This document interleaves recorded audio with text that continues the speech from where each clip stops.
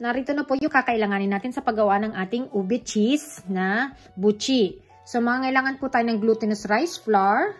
Meron din po tayong sesame seed, cheese para sa palaman, yung pong ating white sugar, yung ating pong ube flavor. Kailangan po may flavor na ube. And then, ito pong ating water. Mamaya po ipapainit natin ito kasi kailangan po natin ay hot water, mga kababayan, bago po tayo mag-start. So, ayan po yung mga ingredients. Napakadali lang. So, mag-start na po tayo. So, ito na po yung ating mainit na tubig. Kung makikita nyo, umuusok-usok. So, ilagay na po natin yung ating white sugar. Ito po ay 1/2 cup. Ang mga sukat naman po nito, mga kababayan, is nasa harapan po ng video natin. At nasa description box din po.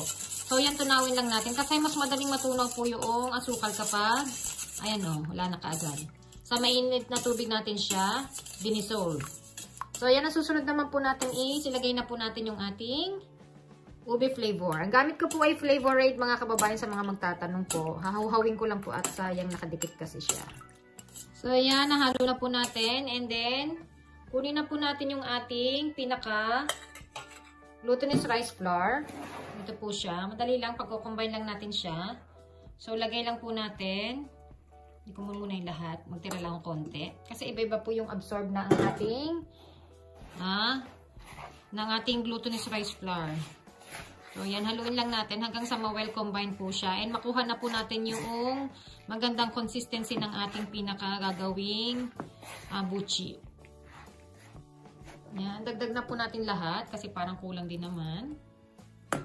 Yan. And continue lang po natin ito. So, gamit na po ako ng aking kamay para mas mamasa po kasi natin siya ng husay, mga kababayan. So, make sure lang po na malinis yung ating kamay, mga kababayan, pag tayo ay nagmasa ng ating buchi. O kahit ano po ang ginagawa natin.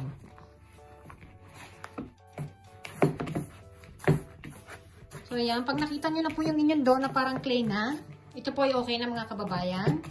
So, ang gagawin lang po natin is, takluban lang po muna natin na malinis na cloth. Ayan. And, i-rest po muna natin siya ng 15 minutes. Kahit dito na lang po. Huwag nyo na pong ilagay kahit saan. Dito na lang po sa inyong mesa. Pwede na po yan. 15 minutes po, mga kababayan, bago po tayo mag-mold.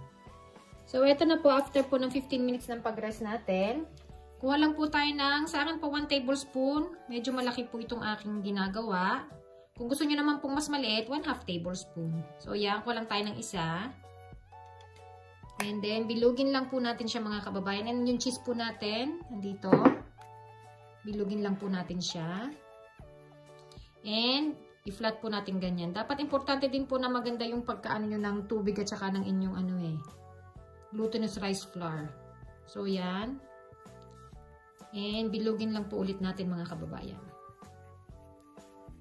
Yung cheese nasa gitna, depende po sa laki na gusto ninyong gawin, mga kababayan. So, kahit hindi po perfect yung pagkabilog, okay lang po yan.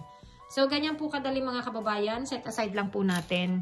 Tsaka po natin siya mamaya. Pag natapos po natin itong lahat mamaya, tsaka po natin siya lalagyan ng sesame seed. So, ayan po. Bilog. Ulit. Flat. Kuha lang ng isang cheese. Lagay sa ibaba, sa gitna, takluban, and bilugin lang po ulit. So, ganyan lang po kadali. Hanggang sa matapos po natin itong lahat, mga kababayan, and papakita ko po sa inyo kung paano po ang maglagay po ng sesame seed nang hindi natatanggal. So, yan. So, ito na po yung nagawa natin, mga kababayan. Naka 26 pieces po tayo sa ating ginawa. So, kung 1/2 tablespoon po gagamitin ninyo, ganito po ang diferensya niya. Ayan, ito po yung 1 tablespoon, ito po yung 1/2 tablespoon. So, mas marami po kayong magagawa kapag 1/2 tablespoon ang ginamit ninyo. So, ito po yung ating, ating pinakabuchi na ube. So, para po dumikit siya, mga kababayan, sausaw muna po natin ng konti sa, sa tubig. Tsaka po natin siya i-dip dito sa ating pinaka sesame seed. At yan. Ayan, para po siya ay kumapit talaga. At para po mas kumapit pa, mga kababayan, ang gagawin po natin is, pagka ganyan, ipe-press-press po natin siyang ganyan, mga kababayan. Yan. Para po mas kumapit po siya. So, yan, mga kababayan, no? Kita nyo? Ayan. So, ganyan lang po yung gagawin natin mga kababayan. Sasawsaw lang po natin sa tubig. And then, ilalagay po natin dito sa ating sesame seed para po siya ay makutan. And then, ipe-press-press lang po natin siya hanggang sa dumiin na po siya lahat. Kumapit na lahat. So, yan mga kababayan na makikita nyo naman ang dami na niya.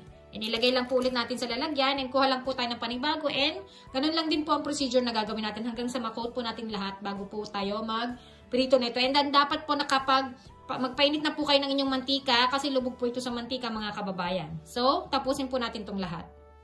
So, eto na po mga kababayan yung ating na-coat. Ayan. Yung aking na violet na. Kasi pag bilog-bilog ko. So, ayan. Ito pong lahat na-coat na natin ng ating pinaka-sesame seed. And then, nandito na rin po yung patiktika natin. So, tingnan natin kung yung mantika natin is mainit na. So, yan. Kapag ginanan nyo, bumubula na siya. Ayan o, bumubula siya. Hindi lang masyado kita kasi hindi naka-zoom. Ito po ay okay na. Sa medium heat nyo lang po ilagay mga kababayan kasi baka po mabigla yung luto niya. So, ilagay na po natin ang ating butchi. Kailangan po ay lubog sa mantika mga kababayan. Ayan. And iluluto lang po natin ito na ilang minuto. And wag lang po natin dadamihan yung ating pinaka lutuan para makahinga naman po yung ating mga butchi ng pagluto. So, maghintay lang po tayo ng ilang minuto and ito po ay luto na. So, yan po mga kababayan, after po ng ilang minutes, siguro po mga 4 minutes o ganyan, pag nakita nyo na po siya na golden brown na po yung ating pinaka sesame seed. Kung gusto nyo pong masunog pa dito ng konti, okay lang din po yun, wala pong problema. Ito po ay okay na. And then yung loob nito, madali naman po kasi siyang maluto. So, yan mga kababayan, pakita ko lang malapitan. Ayan. And then, lagay na po natin dito sa ating pinaka strainer. Ayan, pumuputok-putok pa ang kanyang So, ayan mga kababayan. Ganyan lang po yung pagluto niya. And meron na po kayong butchi. So, patiktikin lang po natin and magsalang po tayo ng another batch. Hanggang sa maluto po natin lahat. And titikman po natin itong ating napakasarap na ube cheese butchi. So, ayan mga kababayan. Habang nakasalang pa po yung iba, kuha po tayo ng isa. Tikman natin yung ating ube cheese na butchi. So, ayan. Kita nyo po. Ayan. Yun po yung kanyang cheese mga kababayan. Wow. Ayan po. Panalo. Tikman natin. Mga kababayan. Napakasarap. Tama-tama lang yung tamis ng ating pinaka butchi mga kababayan, pero kung gusto niyo mas matamis, pwede niyo pong dagdagan. Ang sukat naman po ay nasa unahan ng video, nasa description box, kaya hindi po kayo malilito kung nasaan. Ayan mga kababayan, napakahap talaga.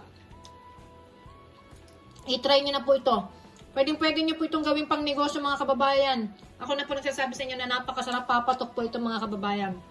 Kaya kung may glutinous rice flour po kayo dyan, ube and cheese, go na po. Gawin niyo na po ito. Napakasarap po. Wala po mga kababayan.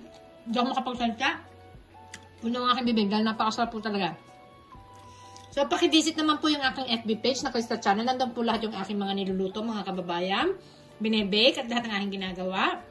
At doon po sa mga kababayan ko pa po na hindi pa nakapag-subscribe sa aking channel, huwag po sana ninyo kalimutang mag-subscribe. At sa palagi po sinasabi sa inyo lahat that you are a blessing to others. And kung kaya kong gawin, kaya nyo rin. Bye-bye po mga kababayan!